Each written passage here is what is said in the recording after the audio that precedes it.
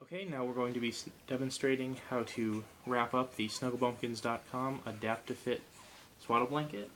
Here is Zelda, a 4-week-old baby that still needs to be swaddled. You can see that her arms and legs are going crazy. We're going to real quick just pull the right side down over her arms. The left side comes up over and tucks in, and as soon as we touch it down, you can see that the Velcro holds in place.